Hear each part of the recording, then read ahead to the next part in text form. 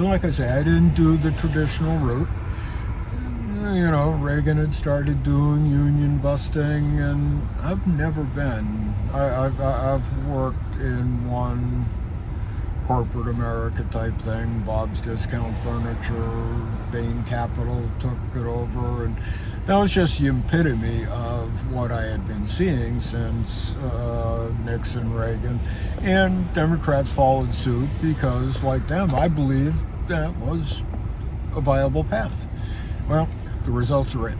It didn't work out. We have inequality like we've never seen before.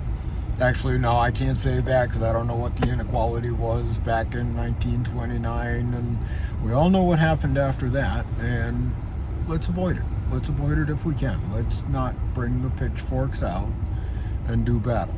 Let's shift the thinking of the world. And I'm not talking just the thinking of the rich oligarchs that seem evil and all of that, but as far as I can tell, the greed, the hoarding of the cash, the drive to just make that kind of cash is as much a dysfunction that we all have. It's just different. I don't have a drive to make money. Yes, I want money. I want to live. I don't mind working. I want to live well. I want to have a boat. I want to have a house. But I was never driven to be a millionaire.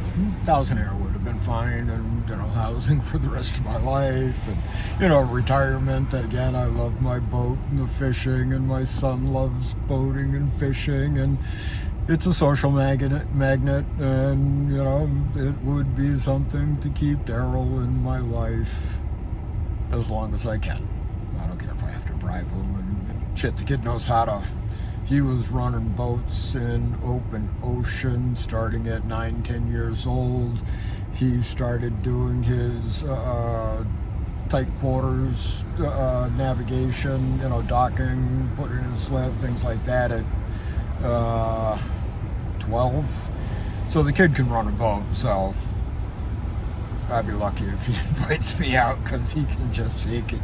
But anyway, I love my fishing, do it with my boy, provide it for my boy, do what I can to make my boy economically viable. And even though I didn't do everything right, it wouldn't have made any difference. Enron being a perfect example, and they go on and on. And, Reaganomics and trickle down didn't work. The disparity and, inequality is proof of that. Look, the results are in. And half the homeless are over 50. Over 50 is becoming homeless at a rate we haven't seen since 1929. So yes, I made some bad choices. Yes, and then I also got whacked by a number of things. The '08, I had just started the kitchen and bath business. Year or two before that, and that just tanked. I was unemployed for 2 years, and then I went Bob's, and but I have spent my life bettering myself, educating myself. I went from building custom cabinets to custom furniture to running mill shops to building custom homes. Did an associate's degree in architectural drafting because I blew out my knee, and it's like, yeah, this is no way to get old. There's going to be a day I'm going to have to stop doing this. That's also when, the construction industry, I was always in small companies, no pension, no 401k. I was getting paid under the table, and I did not know the consequences. I wasn't aware of the consequences and how they'll hit me now. If I apply for Social Security, I might get the bare minimum $900 a month. That's all I can think about when they talk about no taxes on tips. It's like, you realize you're just screwing us again on the backside.